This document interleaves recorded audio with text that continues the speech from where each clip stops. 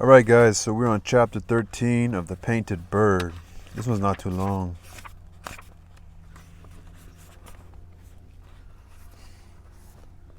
At that time of year, it was not very difficult to escape from a village.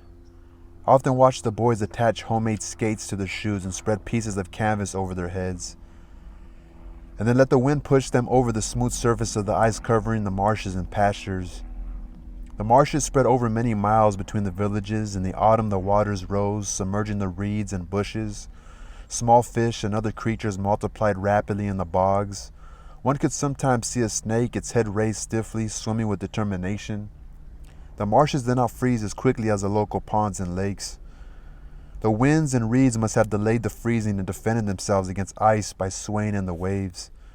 In the end, however, ice gripped everything. Only the tips of the tall reeds, an odd twig or two protruded here and there, covered by a frosty coating on which snowflakes perched precariously. The winds came wild and unharnessed. They bypassed human settlements and gained speed over the flat marshlands, swirling with them clouds of powdery snow, pushing along old branches and dried potato stalks, bending the proud heads of taller trees jutting through the ice. I knew there were many different winds, and that they fought battles, butting each other, wrestling, trying to win more ground. I'd already made a pair of skates, knowing that someday I would have to leave the village. I attached some thick wire to two long pieces of wood curved at one end, then I threaded straps through the skates and attached them firmly to the boots, which I myself also made. These boots consisted of wooden rectangular soles and scraps of rabbit skin reinforced on the outside with canvas. I fixed the skates to my boots at the edge of the marshland. I hung the burning common over my shoulder and spread the sail over my head. The invisible hand of the wind began to push me. I gathered speed with every gust that blew me away from the village. My skates glided over the ice, and I felt the warmth of my comet. I was now in the middle of a vast icy surface.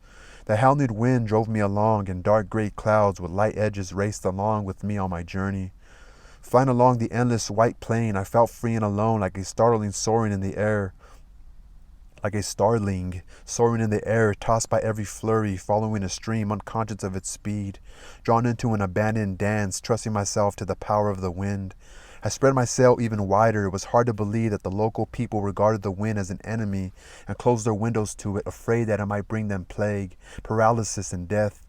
They always said that the devil was master of the winds, which carried out his evil orders.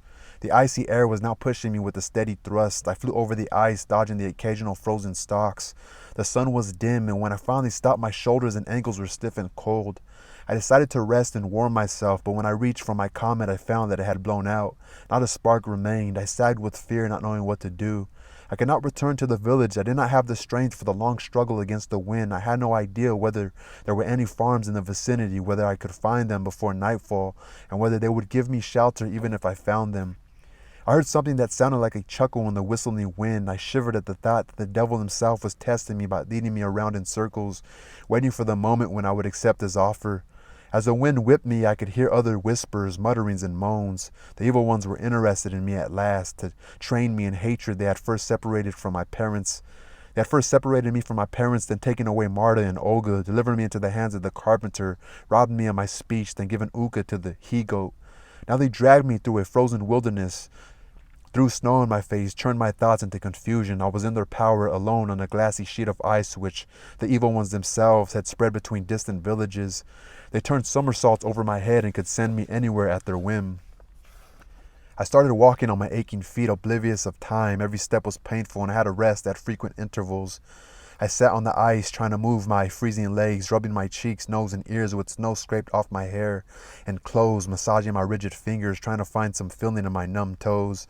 The sun was down to the horizon, and its slanting rays were as cold as the moon's. When I sat down, the world around me looked like a vast skillet carefully polished by an industrious housewife. I stretched the canvas over my head, trying to catch every turbulence as I moved straight ahead toward the setting sun. When I had almost given up hope, I noticed the distant outlines of thatched roofs.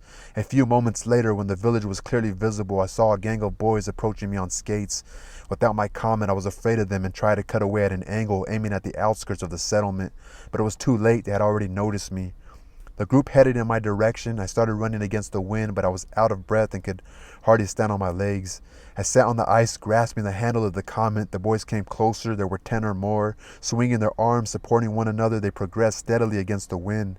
The air threw their voices back. I could hear nothing.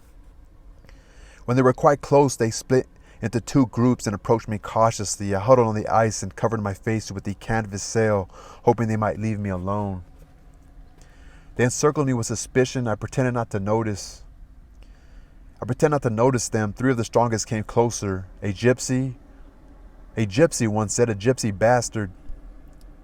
Look at these, it's funny, I'm reading this at the same time the security's, but the thing is, it's Friday, it's summer school at this, at my local 2-year university, it's summer school, so on Fridays, not many people, there's no classes, I don't think, but people do work, so that's why he's trying to creep by me, but he's seen me before, so he's just doing his job probably, he doesn't want to go back to his office so quickly, I guess. He's a funny guy. They encircled me with suspicion. I pretended not to notice them. 3 of the strongest came closer. A gypsy one said, a gypsy bastard. The others stood by calmly, but when I tried to get up, they jumped on me and twisted my arms behind my back. The group became excited. They beat me on the face and stomach. Blood froze on my lip and closed one eye. The tallest one said something. The others seemed to agree enthusiastically.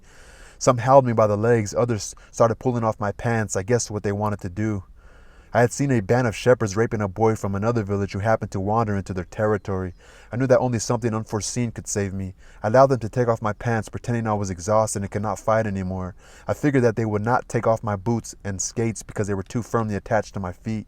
Noticing that I was limp and did not resist, they relaxed their grip. 2 of the biggest crouched by my bare abdomen and struck me with frozen gloves. I tensed my muscles, withdrew one leg slightly, and kicked one of the boys bending over me. Something cracked in his head.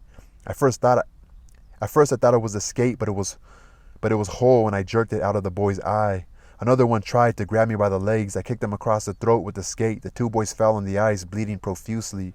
The rest of the boys panicked. Most of them started dragging the wounded boys toward the village, leaving a bloody trail on the ice. 4 stayed behind. These pinned me down with a long pole used for fishing in ice holes. When I ceased struggling, they dragged me toward a nearby hole. I resisted desperately at the edge of the water, but they were ready. 2 of them widened the hole, and then they all heaved together, pushing me under the ice. With the pointed end of the pole, they tried to make sure that I could not emerge. The ice water shut over me. I closed my mouth and held my breath, feeling the painful thrust of the spike pushing me under.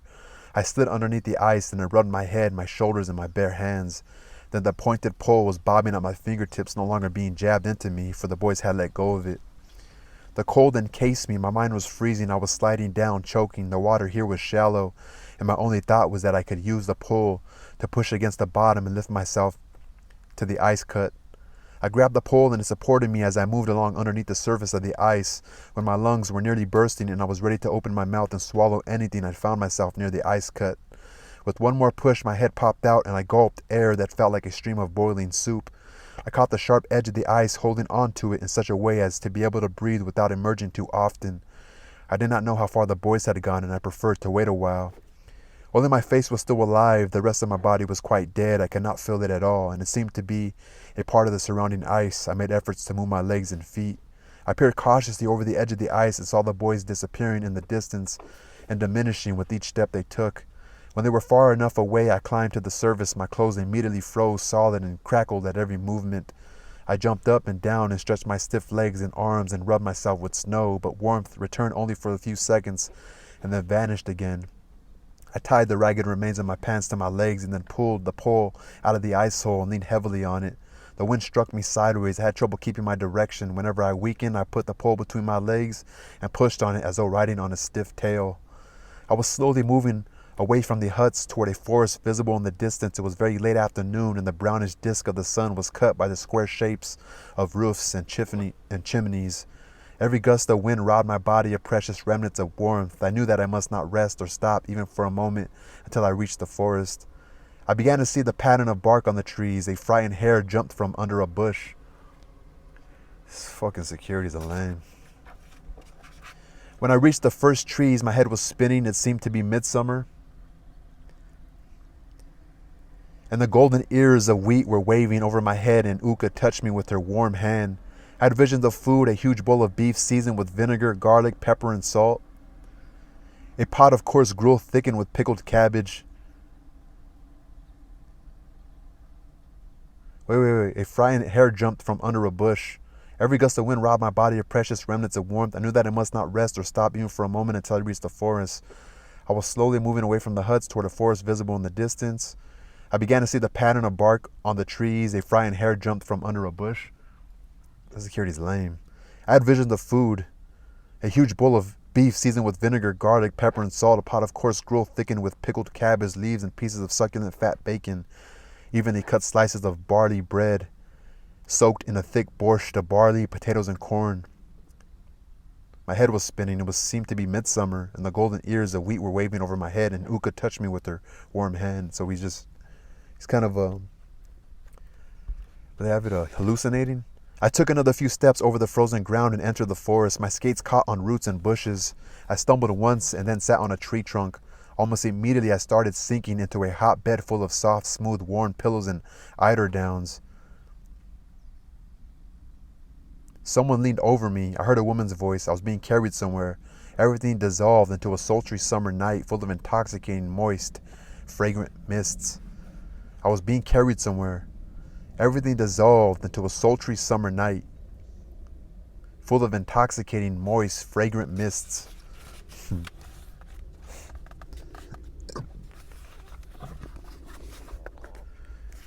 He didn't get raped, and I wonder if he slit the little boy's throat open and smashed the skate into his eye. So somebody saved him right now.